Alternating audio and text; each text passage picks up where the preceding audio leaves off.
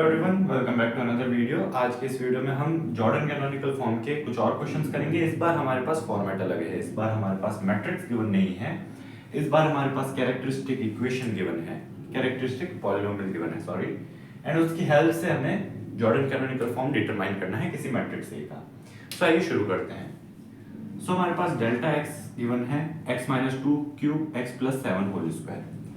जो delta x होता है हमारा, वो हमें ये बताता है कि हमारी जो मैट्रिक्स है उसका ऑर्डर क्या है। कैसे? यहां पर x की हाईएस्ट पॉसिबल पावर हमें क्या मिलेगी, x cube and then x square, so x to the power 5। So x to the power 5 मिलेगी, तो जो ऑर्डर है हमारी मैट्रिक्स की वो भी 5 ही होगी। सो हमें सबसे पहले इंफॉर्मेशन मिली कि n is equals to 5, order of matrix is equals to 5। Alright, अब हम बढ़ते हैं मिनिमल पॉलिनोमियल की तरफ।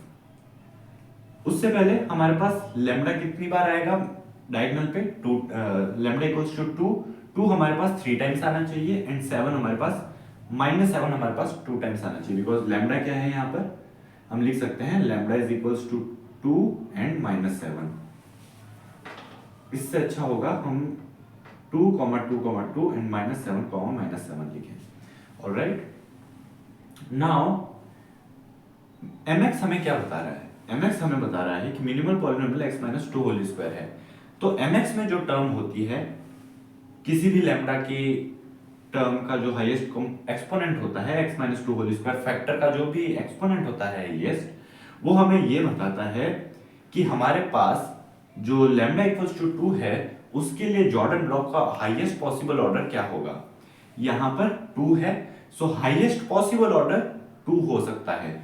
माना यहां पर हमारे पास 3 बार 2 है लैम्डा, लेकिन 2, 2, 2, 1, 1, 0, 0, 0 ये जॉर्डन ब्लॉक जो है हमारे पास ये पॉसिबल नहीं है, बिकॉज mx का जो हाईएस्ट एक्सपोनेंट है वो 2 के टर्म में है। ऑलराइट, सो हम लिख सकते हैं वन जॉर्डन ब्लॉक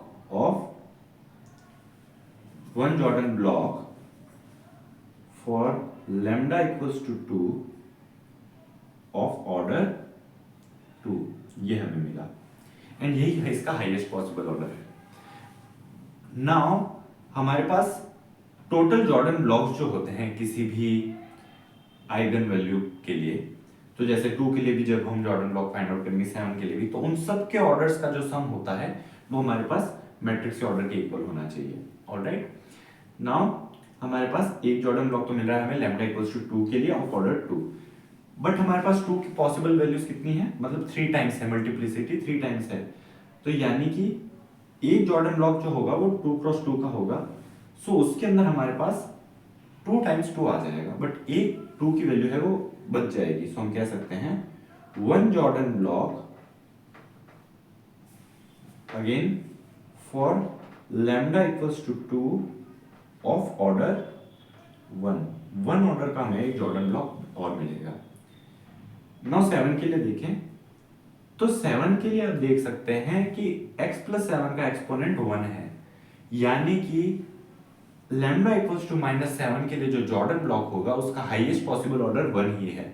बट यहां पर हम देख सकते हैं x प्लस 7 के अलावा x प्लस 7 स्क्वायर है, सो x प्लस 7 एक और फैक्टर बचेगा। तो यानी कि हम कह सकते हैं दूसरा, ऑब्वियसली दूसरा भी हमारे पास 1 के फॉर्म का ही मिलेगा।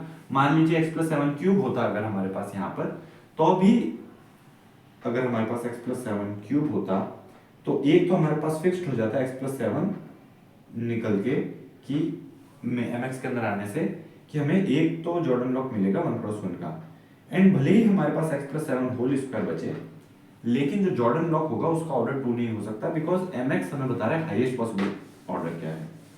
सो यहाँ पर अगर x plus 7 to the power 1 है, सो हाईएस्ट पॉसिबल ऑर्डर 1 ही है, एंड 2 टाइम्स है, मल्टीप्लिसिटी 2 है, so 2 Jordan blocks for lambda equals to -7 of order 1। तो यानी कि हमें जॉर्डन कैनोनिकल फॉर्म क्या मिलेगा, जॉर्डन कैनोनिकल फॉर्म को अगर हम शॉर्ट में लिखना चाहें तो हम इसे लिख सकते हैं डायगोनल पे सभी एलिमेंट्स होंगे। कौन से? सबसे पहले Jordan block for lambda equals to 2 cross 2 का, so 2, 2, 0, 1, comma one Jordan block of order 1, so 2, and then 2 Jordan blocks for -7, so -7 and -7, and ये जो होगा यही हमारा जॉर्डन कैनोनिकल फॉर्म होगा इस गिवन मैट्रिक्स का। एंड इसे हम किस तरीके से लिख सकते हैं, इसे हम लिख सकते हैं, अगर हम एक्सपेंड करके लिखना चाहें तो 2 1 2, देन यहां पर अगेन 2 होगा, एंड यहां पर हमारे पास -7 होगा, एंड यहां पर -7, 0 0 0 0 0, एंड यहां पर बाकी बचे हुए सभी एलिमेंट्स हमारे पास 0 होंगे। ऑलराइट,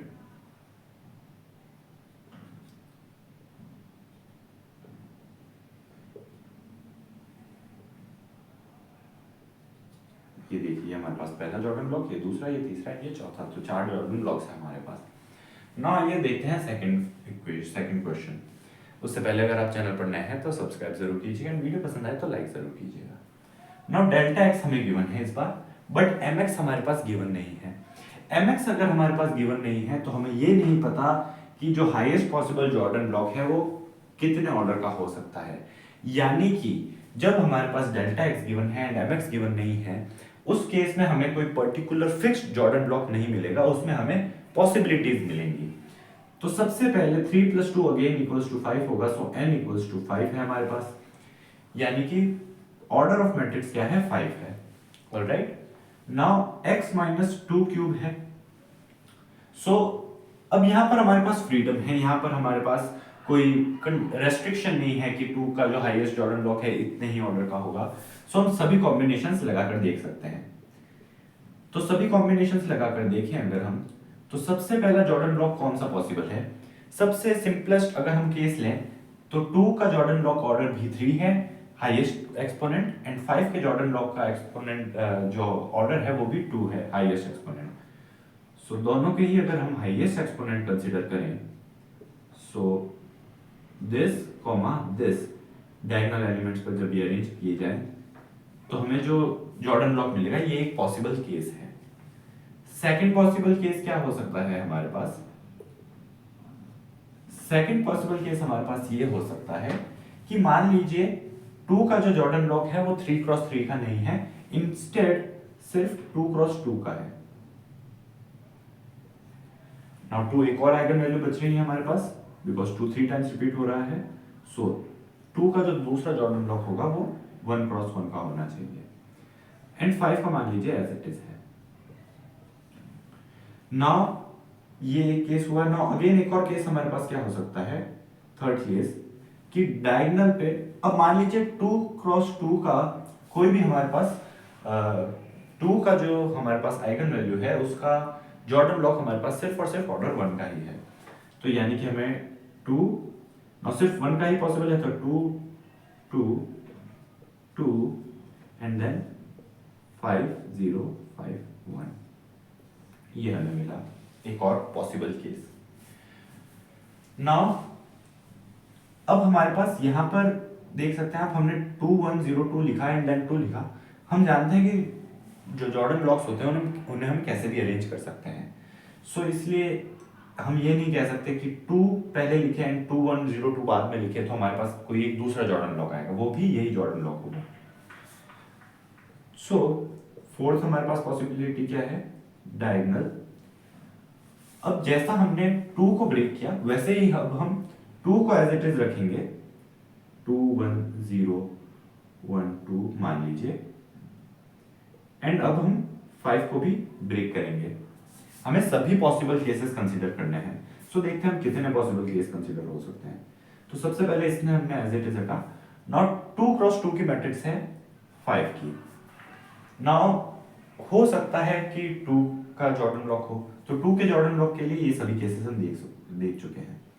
हो सकता है कि मैट्रिक्स जो 5 के लिए जॉर्डन ब्लॉक मिल रहा है हमें, उसका ऑर्डर 1 क्रॉस 1 हो, तो 1 क्रॉस 1 के केस में हमें 5 5 मिलेगा। तो ये तीनों केसेस जो कि हमें जो जॉर्डन ब्लॉक ऑफ मैट्रिक्स 5 जब ऑर्डर 2 का था तब मिले, तो यही तीनों केसेस हमें ऑर्डर 1 के साथ भी मिलेंगे। तो हम लिख सकते हैं पांचवी पॉसिबिलिटी क्या होगी हमारे पास, डायगोनल 2 1 0 2 then 2 then 5 5 ये हुई हमारे पास एक और possibility. Alright, and six and final possibility हमारे पास क्या हो सकती है, जो जॉर्डन ब्लॉक है हमारे पास वो कुछ इस तरीके से है, डायगोनल ऑफ 2 2 2 5 एंड 5। सो ये हमारे पास 6 पॉसिबल जॉर्डन ब्लॉक्स हैं जो कि हमारी जो मैट्रिक्स जिसका भी हमें characteristic polynomial delta x given है उसके लिए पॉसिबल है। सो यानी कि ये 6 पॉसिबिलिटीज है जॉर्डन कैनोनिकल फॉर्म की। हम नहीं जानते इनमें से कौन सी ट्रू है, लेकिन ये 6 पॉसिबल केसेस हैं। ऑलराइट, सो ये था हमारा आज का वीडियो जिसके अंदर हमने जॉर्डन कैनोनिकल फॉर्म निकालना सीखा जब हमारे पास डेल्टा एक्स गिवन हो एंड एम एक्स गिवन हो। नेक्स्ट वीडियो में हम एक और एग्जांपल टेक करेंगे। तब तक के लिए take care and thanks for watching.